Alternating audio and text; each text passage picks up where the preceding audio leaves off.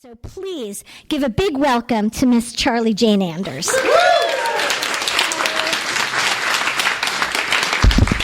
Thank you so much, Cecil. Can we get a big round for Cecil? So fucking amazing. And I love this story, and I'm so grateful to be here, and this is so awesome. So I'm going to read for about half an hour, which is what I've done at all my other book events, and it seemed to go okay, but if you start to feel as though you have ants crawling all over your skin, just raise your hand and say, "Excuse me, I feel as though I have ants crawling all over my skin because you've been reading for such a long time." And I won't be offended. I'll understand. I'll stop. It'll be all good. Snow crisped every inch of the world, making each footstep a slow descent. Laurence and Patricia held hands. For balance, the landscape shone like a dull mirror. "Where are we going?" Patricia asked. The school was somewhere behind them. They were going to have to turn back soon if they were to have any hope of making it to the ceremony, at which the 5 top-scoring seniors were going to recite memorized passages and talk about what the famous Saurinian program had meant to them. "I don't know," Laurence said. "I think there's like a lake back here. I want to see if it's frozen over. Sometimes if a lake is frozen, the right kind of solid, you can throw rocks at the ice and it makes a natural ray gun sound effect like pew, pew, pew." "That's cool," Patricia said. She still wasn't sure where she stood with Laurence. They had hung out, furtively, a few times since Laurence started talking to her again, but Patricia felt like both she and Laurence knew, in the deepest crevices of their hearts, that they would each ditch the other in a second if they had a chance to belong, really belong, with a group of others like themselves, a group of other witches or a group of other mad scientists. "I'm never going to get away from here." Patricia was knee-deep in snow. "You're going to go off to your science and math high school. I'm going to stay here and lose my mind. I'm going to be so socially destroyed, I'm going to turn radioactive." "Well," said Laurence, "I don't know that it's possible to turn radioactive unless you're exposed to certain isotopes, and in that case, you probably wouldn't survive in any case." "I wish I could sleep for 5 years and wake up as a grown-up." Patricia kicked the frozen dirt, "except I would know all the stuff that you're supposed to learn in high school by sleep learning." "I wish I could turn invisible, or maybe become a shapeshifter," Laurence said. "Life would be pretty cool if I was a shapeshifter, unless I forgot what I was supposed to look like, and then I could never get back to my original shape ever. That would suck." "What if you could just change how other people saw you? So, like if you wanted, they would see you as a 100-foot-tall rabbit with the head of an alligator. But you'd be physically the same, you'd just look different to other people?" "Yeah, I guess." "That would royally suck. Eventually, someone touches you, and then they know the truth. And after that, nobody would ever take your illusions seriously ever again. There's no point unless you can physically change." "I don't know," Patricia said. "It depends what you're trying to do. Plus, what if you could make people see or hear whatever you wanted and just mess with people's perceptions in general? That would be cool, right?" "Yes," Laurence pondered for a moment. "That would be cool." They came to a river that neither of them remembered ever having seen before. It was covered with a white layer, and the jutting rocks looked like the fake sapphires in the necklace that Patricia's sister, Roberta, had gotten her for Christmas. The river current kept the water from freezing, except for a layer of frost. "Where the hell did this come from?" Laurence poked at the brook with his foot and broke a tiny piece of its shell.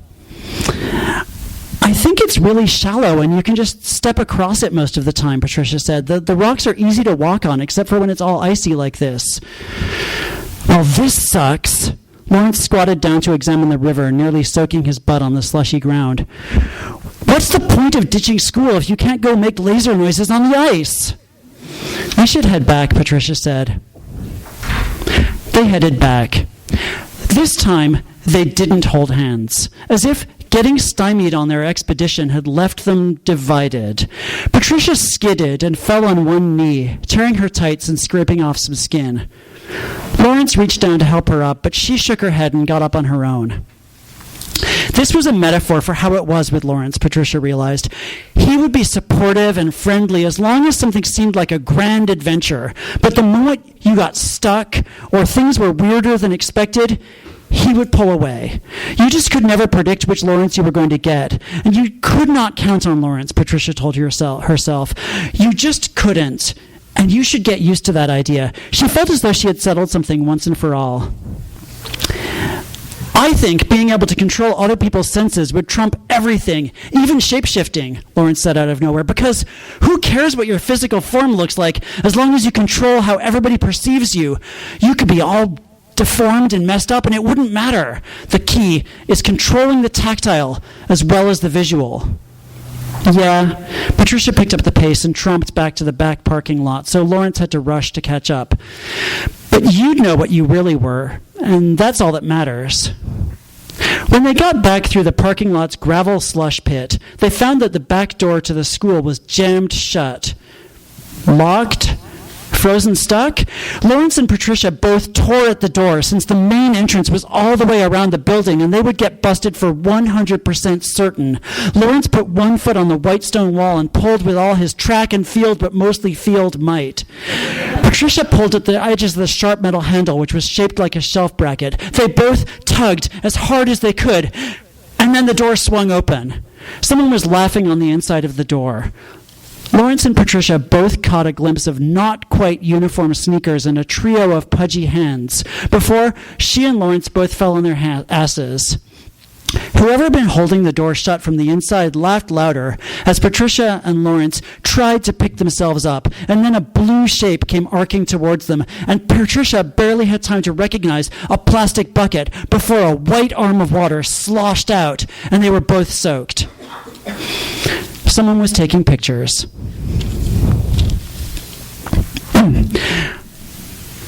Laurence and Patricia sat under the up escalator at the mall. They each had a double chocolate, ultra creamy, super whip frosticino with decaf coffee in it, which made them feel super grown up.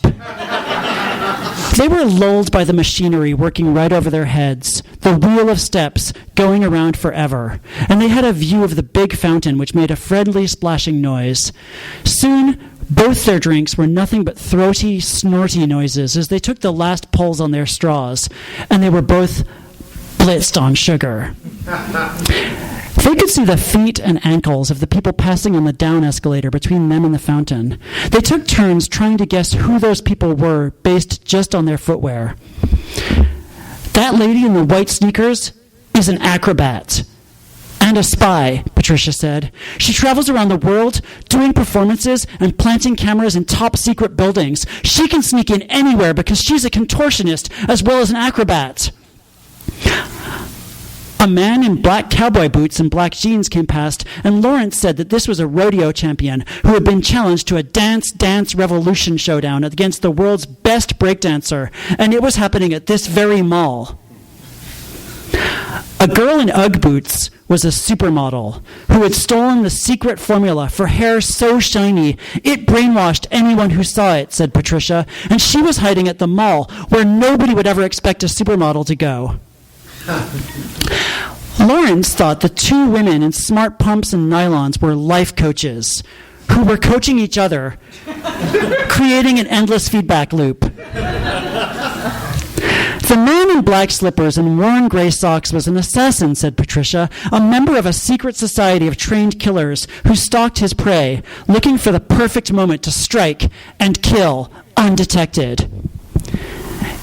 It's amazing how much you can tell about people from their feet, said Patricia. Shoes tell the whole story. Except us, said Laurence. Our shoes are totally boring. You can't tell anything about us. That's because our parents prick out our shoes, said Patricia. Just wait until we're grown up. Our shoes will be insane. In fact, Patricia had been totally correct about the man in the gray socks and the black shoes on the escalator. His name was Theodolphus Rose, and he was a member of the Nameless Order of Assassins. He had learned 873 ways to murder someone without leaving even a whisper of evidence, and he had had to kill 419 people to reach the number 9 spot in the Nameless Order of Assassins hierarchy. He He would have been very annoyed to learn that his shoes had given him away, because he prided himself on blending with his surroundings.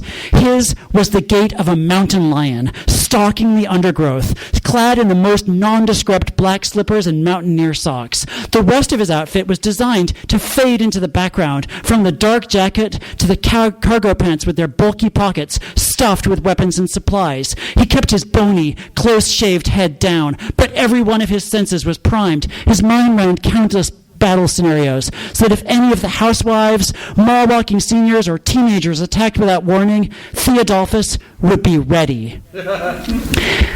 Theodolphus had come to this mall looking for two special children because he needed a pro bono hit to keep up his standing in the Nameless Order of Assassins. To that end, he had made a pilgrimage to the assassin shrine in Albania, where he had fasted, inhaled vapors, and gone 9 days without sleep. And then he had stared into the ornately carved seeing hole in the floor of the shrine, and he had seen a vision of things to come that still replayed in his nightmares.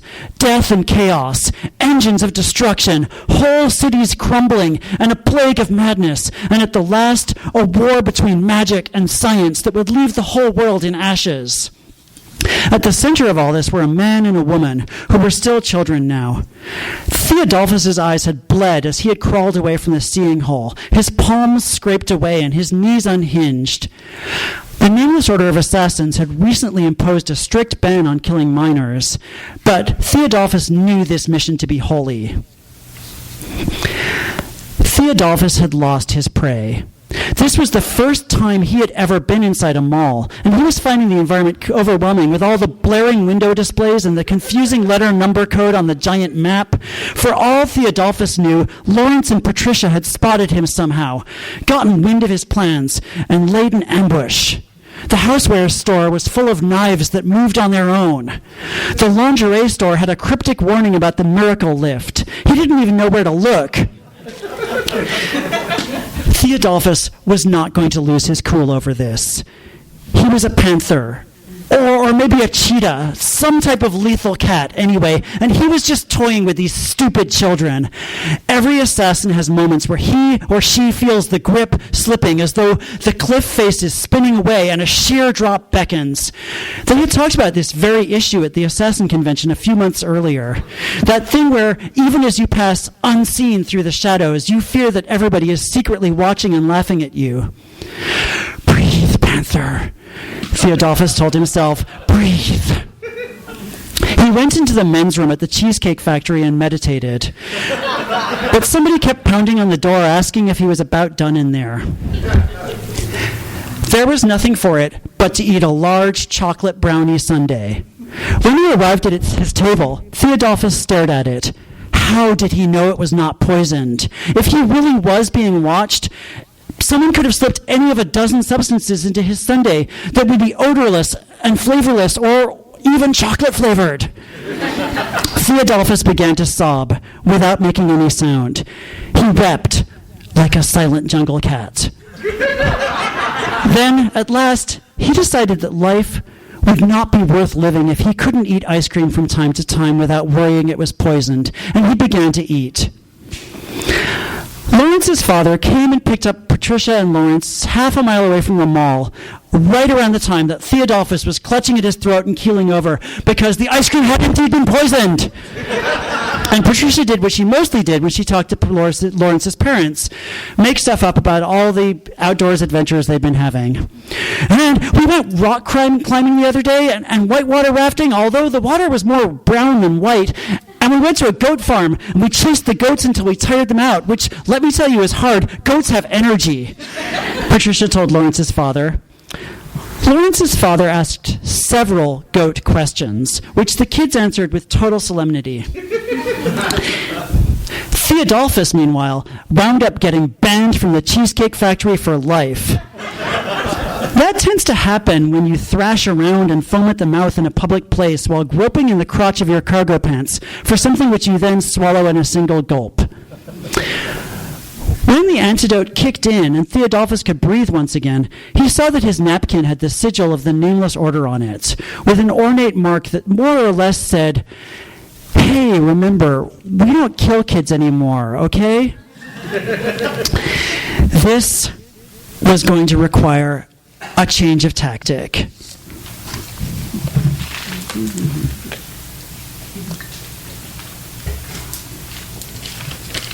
Oh, so this is a book about a mad scientist and a witch named Laurence and Patricia, and the first third of the book, they're kids in middle school, and then it jumps ahead and they're adults in San Francisco. And I'm just going to read a little bit of the part where they're adults now. The parrots were eating cherry blossoms on top of a big tree at the crest of a steep hill, not too far from Grace Cathedral. A half-dozen bright green birds with red splotches on their heads, just tearing the shit out of those flowers. Petals scattered across the sidewalk and the grass as the birds squawked and worked their crooked beaks, while Laurence and Patricia watched from the steep bank of the parklet across the street. San Francisco never stopped astonishing Laurence. Wild raccoons and possums wandered the streets, especially at night, and their shiny fur and long tails looked just like stray cats unless you looked twice. Skunks nested under people's houses. These parrots were native to somewhere in South America, where cherry trees never even grew, but they had still somehow developed a taste for cherry blossoms. Most of the people that Laurence knew in the tech center spent every minute obsessing about what blogs like Computron Newsly were saying about them and their friends, or who was still getting funding in spite of the crunch. The only reason Laurence ever even saw these urban twists of nature was because he hung out with Patricia. She saw a whole different city than he did. Truth was, Laurence only half paid attention to the amazing sight of these tropical birds devouring flowers because he kept trying to wrap his mind around the fact that he had nearly erased another human being from existence with his careless experiments. Laurence had barely slept in the last couple of weeks because he had been spending 20 hours a day trying to figure out what had gone wrong. Even now, sitting with Patricia on a rough horse blanket on the grass, Laurence kept bracing himself for her to say something. She knew full well what had gone wrong, maybe even better than Laurence did, and she hadn't said one judgmental word about it yet. She was probably just waiting for the right moment. Patricia broke the silence. "Okay," she said, "what's wrong?" Her pale knee had faint grassy indentations. "Nothing," Laurence put on a smile. "I'm watching the birds. They're awesome." Jesus, now you have to tell me what's wrong. I've known you long enough to know when you're stewing. So Laurence admitted, "I'm just waiting for you to tell me what an asshole I was to do that experiment without any proper safeguards, so you had to come in and save our asses. I figured you'd want to let me have it." Patricia squirmed, as if he was putting her in an uncomfortable position. "I didn't really think it was my place," she said at last. "I mean, don't you have bosses who will tell you off? I figured you guys were doing a lot of soul searching." "Yeah, of course. Actually, nobody had wanted to talk about the incident afterwards. "Laurence, listen." Patricia was looking at him instead of the birds. Her eyes opened wide, and she chewed her lower lip. "It really means a lot to me that you think so highly of me, but you shouldn't build me up or put me on a pedestal like this, or it's going to drive me nuts. I have done things that I will never be able to put behind me. You couldn't even stand to be near me if you knew everything that I've done."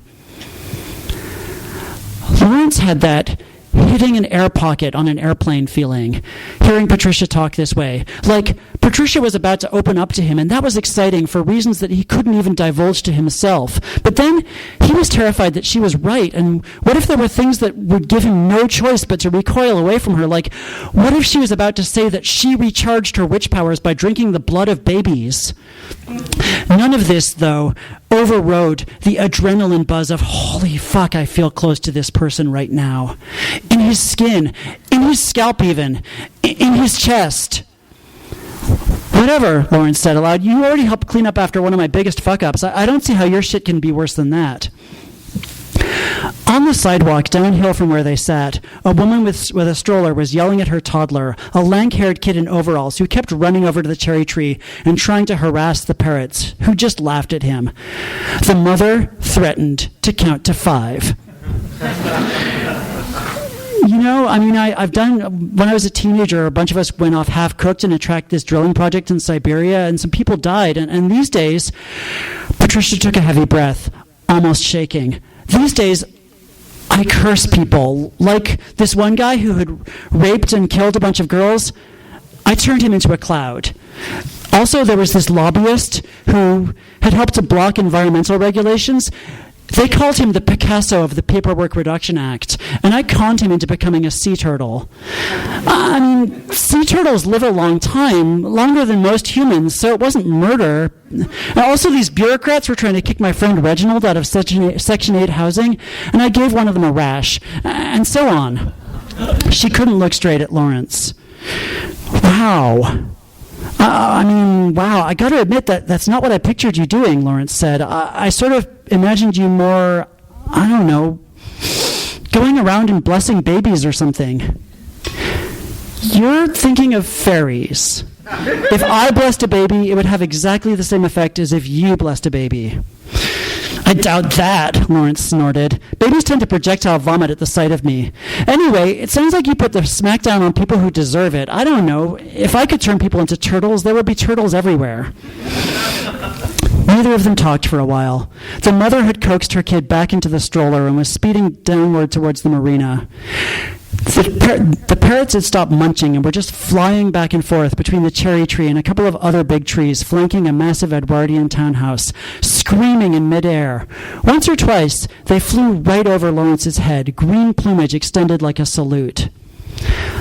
I guess I'm curious, Laurence said. Do you have an ethical framework? How do you know what to do? He spoke carefully because this was obviously kind of an intense conversation for Patricia. She was averting her gaze now. Patricia said, raising her shoulders so her breasts lifted up inside her white t-shirt.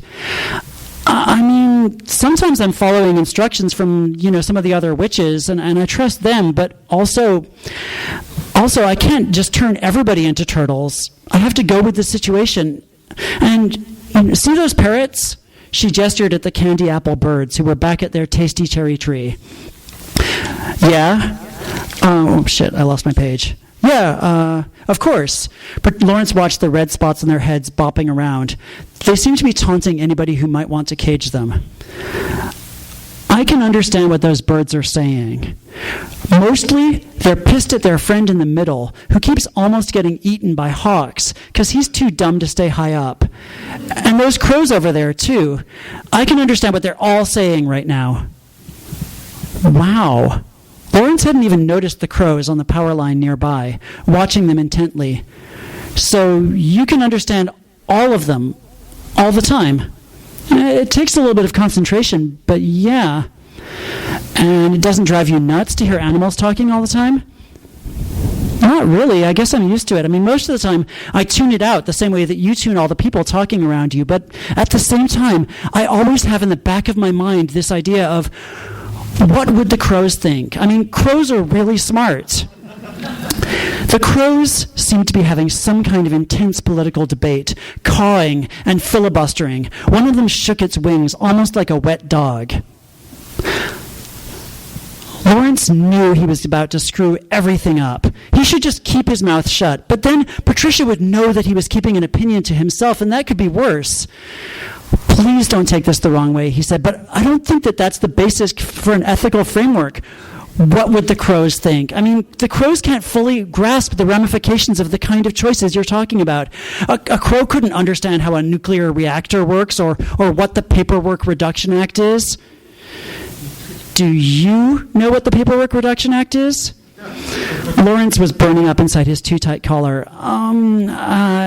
It's a law, right? And I'm guessing it reduces paperwork?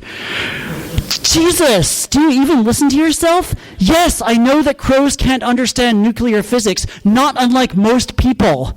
I'm not saying I asked the crows for scientific advice.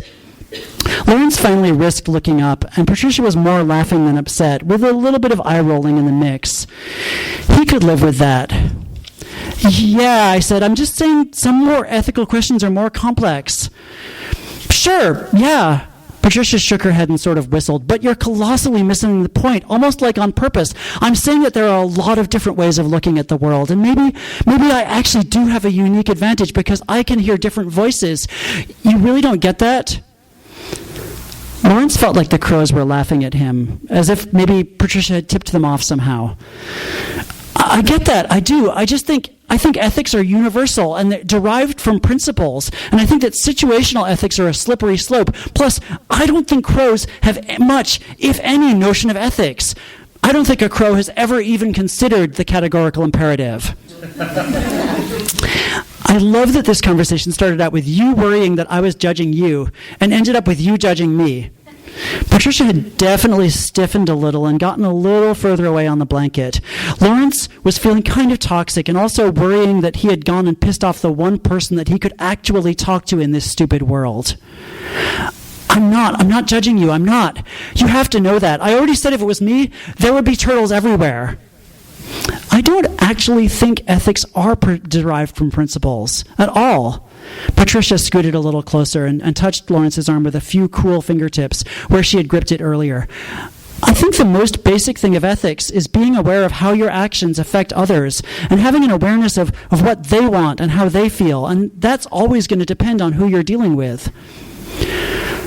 Laurence took a deep breath and realized that he and Patricia were having a disagreement and that this wasn't the end of the world.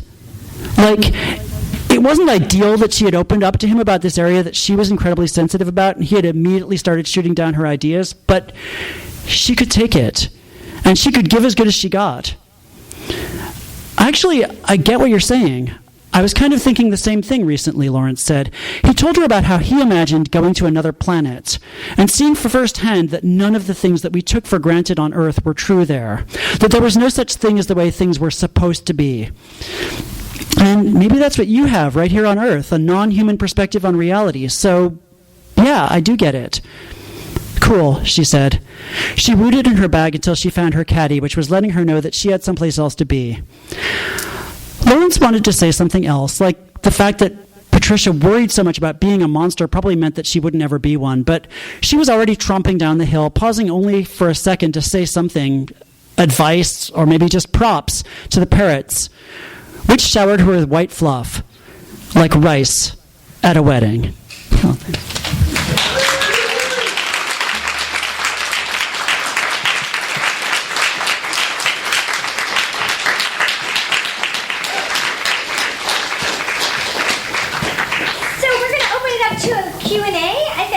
any questions for Charlie Jane? I'm sure she'd be delighted to answer them. Questions? So first of all, no ants on the skin? No? Okay, good. Yeah. Anyone? Well, I've got a question. Okay, hi. Hi, how are you? Hi. What's going on? Great job. Oh, thanks. I loved the book, and what I was really interested in was how you came up with the sort of intersection between witchcraft and science and how that loves together. Does that make sense? How they felt, how did you fall in love with witchcraft and science, and then how did you make that fall?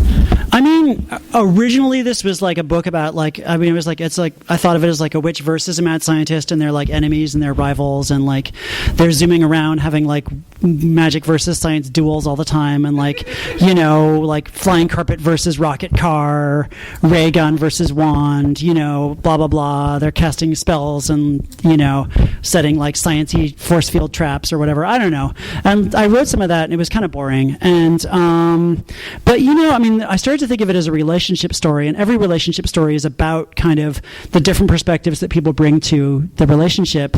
And actually, I was talking about this the other day in another one of these events. Some of what I really loved was not so much like where they're, you know, having like a disagreement of like magic versus science, but where they're just kind of like approaching the same question from different angles, or where they're having an interesting conversation and they have different perspectives, but it's not like, I disagree with everything you're saying, or like, you know, there's a thing like, I don't know, particularly this is somewhat in the TV version, but also especially the novelization of the Doctor Who story, The Demons, where basically the whole story is like the Doctor being like, no, science, and like Miss Hawthorne being like magic, and Doctor being science, and like that's kind of like the stereotypical thing in my mind of like what that could be like, of like, you know, how do we explain the world, and like it, you know, I feel like that's been done a lot, the kind of just arguing about which perspective is right, or like, and I felt like it was more interesting to kind of have them at right angles to each other than having them actually come coming head on and disagreeing all the time. And then when they do have a really serious disagreement, it actually is more interesting than if it's just like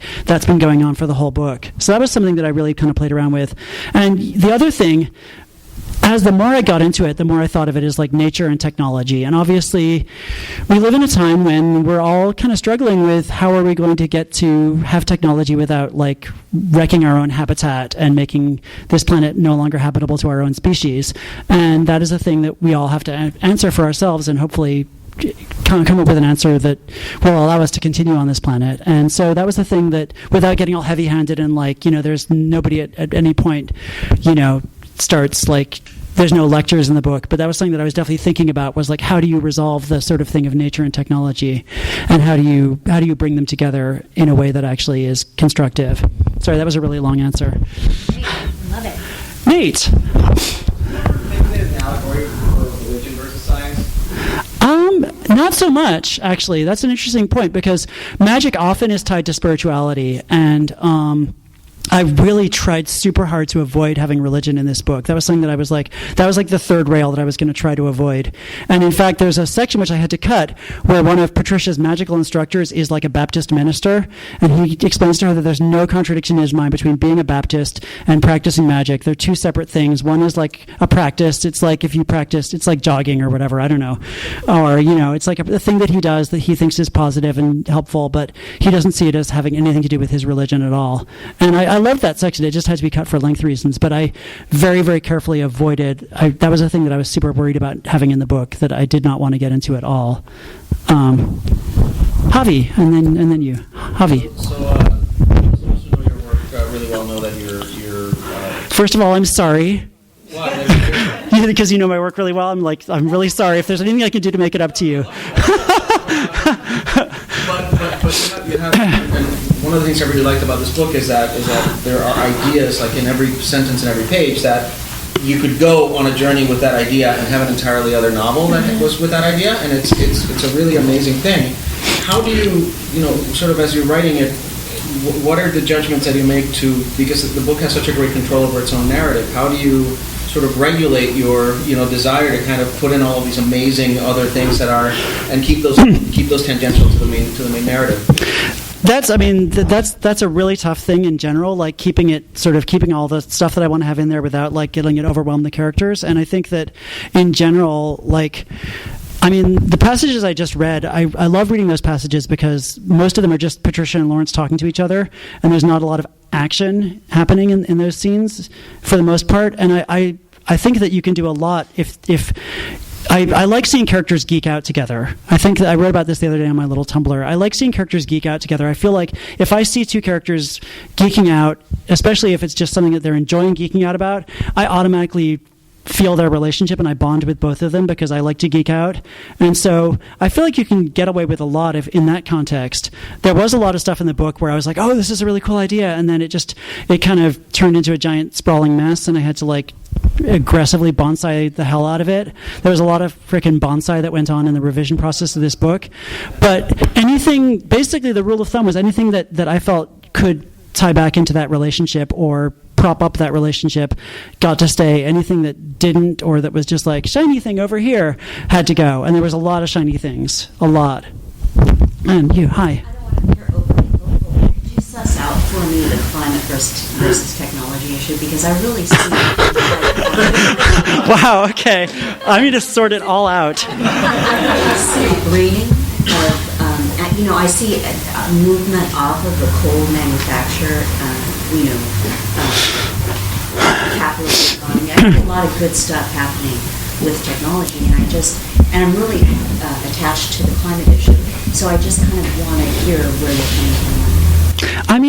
This is something I've obviously thought about a lot, and I'm kind of obsessed with how do we resolve that in a way that's constructive. And I actually gave a TEDx talk about this topic, which you can find on YouTube. And basically, the nutshell of that is that I really think that we need to stop thinking of science and technology as like opposites, or science and nature as opposites or as a dichotomy, and start kind of integrating them more, and just assume that that technology is going to work with nature, and that nature is in some sense part of technology. Like nature is something that we kind of created tens of thousands of years ago and decided was not us. It was like something that was like separate from us, but it actually is connected to us in every way. We're part of nature, and it's a concept that we came up with. And so I think that we need to integrate them. And I think that, I really, I go on and on about this in my TEDx talk, but I feel like cities of the future will be grown rather than built. I think that we need, I'm looking at Alyssa, my colleague, who's written a lot more about this than I have. But I think that we need to start thinking of technology as something that works with nature rather than is separate from it. Yes, hi. You have the kid for writing original characters and original dialogue and perceptions. I'm interested, was your greatest influence, because it seems like Laurence is like another version of Sheldon from Big Bang. And the picture reminds me of a younger version of Samantha from Bewitched. Oh, okay. Well, those are not the comparisons I expected. Greatest influences in your unique style of creating characters. I mean, there's so many. I mean, my number one influence of all time is probably Doris Lessing, who wrote these amazing books that sort of have, are incredibly grounded, character-based books, but also go off in incredibly weird directions. And her stuff is amazing. Kurt Vonnegut, Douglas Adams, that kind of like very angry, silly humor is something that I really love and aspire to. Stuff like that. I think that. There were just so many things that I was thinking of. Actually, I'm looking at Corey because his book, Little Brother, there are certain parts of this book where I totally had that in the back of my mind while I was writing it. And it was sort of my imaginary version of Little Brother that was like this just brilliantly angry, kind of like geeky. There's a little bit of that in some of Lawrence's moments, I think. And I kind of just pulled from all over the place. I was very Magpie-like, kind of. But I think number one would be Doris Lessing. Hi. I think it's really interesting thinking about the characters' ethical hurdles that they have to leap over in respect to their own particular powers. And with Patricia being able to listen to and talk to animals, does she have a different perspective in terms of eating them? That's a really good question, and that's something that I thought about a lot, and it's in the book, but it's not at all ever talked about.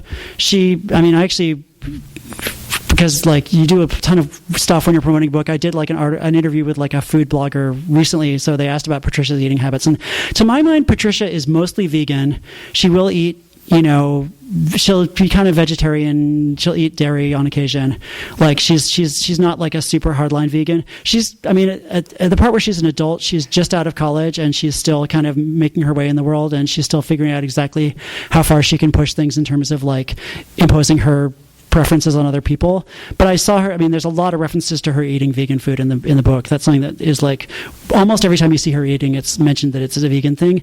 But her roommates cook this thing called passive-aggressive lasagna, which I do picture having cheese in it. And she also works in a bakery, so she works with butter sometimes. So she's not a hardline vegan, but that's her preference. And cool. Anu, yes, hi. So I find a lot of shit. Oh, yay. So which brings up the question of why is the witch a girl? Oh, man. That was just how it came to me. And I felt in some ways it was playing to gender stereotypes that the geek character is a guy and the witch character is a woman. I felt, I felt bad about that. And that was something I struggled with. I felt like that was probably, it was definitely the more safe choice, but it was the way that the characters sort of came to me, and I felt like at least with having that, I was able to kind of play against stereotypes in a lot of ways. Laurence is not a very stereotypical geek guy in a lot of ways. He doesn't really act like you're... the Sheldon from Big Bang Theory thing is interesting because I think of Laurence as actually being... He's pretty attuned to other people's emotions. He prefers having women around. His lab that he works in is mostly women. He lives with a woman. He's very, he has, immense respect and admiration for...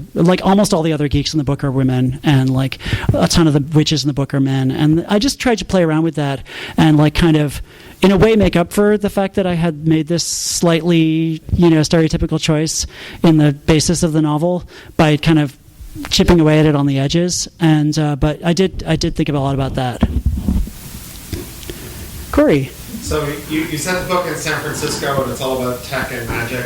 Given the ridiculous hostility about Angelinos and San Franciscans, could you please, without offending anyone in this room, describe how you would have said it in LA? Well, first of all, I said it in San Francisco because I'm super lazy, and because, if you know a place really well, you can just put in lots of details, and it comes easily to you, and you don't have to like either go wander around there looking for stuff, or it's just there's a certain realness that you get. Like the example I keep thinking of is like Robert B. Parker wrote all these novels set in Boston, and it's like you can pretty much smell the air on the Boston Common, for better or worse, and you can pretty much like taste like the stuff that Spencer is cooking, and it's just like everything feels super real because he knows Boston.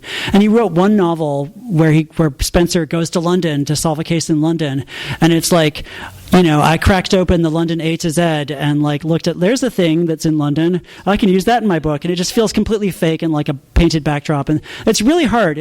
I'm realizing that this is a thing that I have a really hard time with, and it's just so much easier to set it in a place that you know really well. I don't know LA as well, but if I was going to set it here, I mean, I don't know. I mean, I guess that's really, really a loaded question. Okay, thanks. I'm going to just go with that. Yay.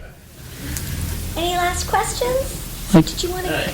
It's interesting that Mark is afraid of bullies. I've always been afraid of bullies. So I've been obsessed with martial arts and taking Taekwondo, and Laurence is reading toward boxing and judo, but he's in his world, when he's in his zone, the zone is his world of science, is his zone, his world. Is that right?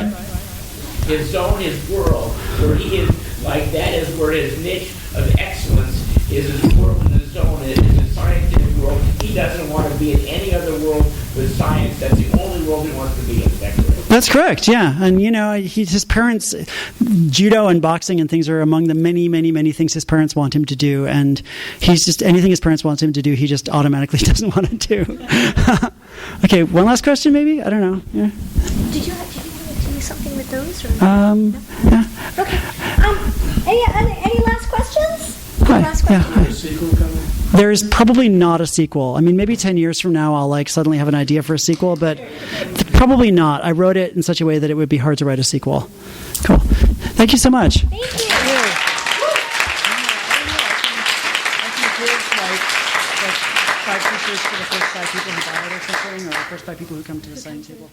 You've been listening to the Skylight Books author reading series.